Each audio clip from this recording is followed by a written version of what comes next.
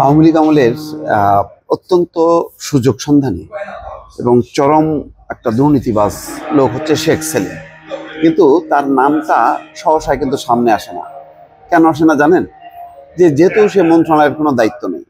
এরকম শেখ নামের যতগুলো আছে শেখ হাসিনার জ্ঞাতি গোষ্ঠী, কারোর কিন্তু কোনো মন্ত্রণালয় নেই, কিন্তু এরাই হচ্ছে মন্ত্রণালয়ের নেপথ্য কারিগর। বাংলাদেশের যত উন্নয়ন কর্মকাণ্ড হয়েছে মন্ত্রণালয় এবং ধরেন মানে এলাকার পর এলাকা, যেমন শেখ সেলিম বাংলাদেশে বিশাল একটা অঞ্চল নিয়ন্ত্রণ করতেন। সেই অঞ্চলের যত উন্নয়ন কর্মকাণ্ড হবে আগে হচ্ছে তাকে কমিশন দিতে হবে। সেই কমিশন কত? 10 থেকে 15%। কমিশন দাও, কাজ নাও, কোনো সমস্যা নাই, কাজ যেভাবেই হোক না কেন।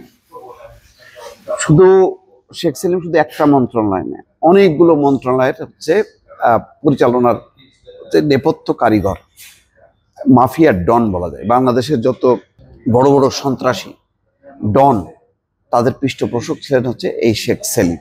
তার নামটা কিন্তু খুব একটা সামনে আসে নাই।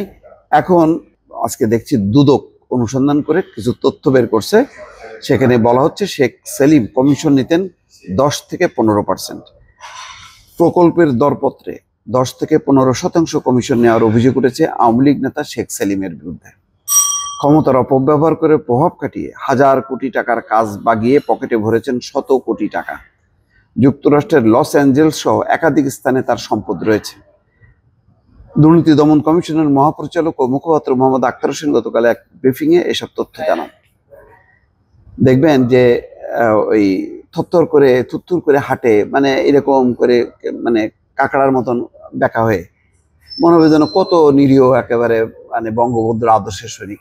চরম করাপ, চরম মানে দুর্নীতিবাজ। মানে এদের দুর্নীতির, এই শেখ গোষ্ঠীর দুর্নীতির কোনো সীমা পরিসীমা নেই। এরা হচ্ছে রাজবংশ। এদের মন্ত্রণালয় লাগে না, কোনো দায়িত্ব পালন করতে হয় না। দায়িত্বের নেপথ্য থেকেই যারা মন্ত্রী হন তাদেরকে পরিচালনা করেন। এরা হচ্ছে মন্ত্রীদের মন্ত্রী। এই হচ্ছে বাস্তবতা। খোঁজ নেন, আমি যেগুলি বললাম এটাই সত্য।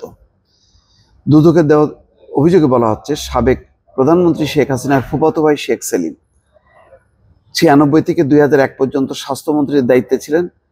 পরে টানা 4 বার গোপালগঞ্জ 2 আসনের এমপি ছিলেন স্বাস্থ্য মন্ত্রণালয় বিষয়ক সংসদীয় কমিটির সভাপতি। মন্ত্রিত্ব না থাকলেও শেখ পরিবারের পরিচয়ে সর্বত্র প্রভাব বিস্তার করতেন। এই যে শেখ পরিবারের পরিচয়, এটাই ছিল আসল বাণিজ্যের হচ্ছে মানে খুঁটি। আর স্বাস্থ্য, স্থানীয় সরকার, সড়ক পরিবহন সহ বিভিন্ন মন্ত্রণালয়ের ঠিকাদারি কাজের বড় অংশ ছিল তার নিয়ন্ত্রণে।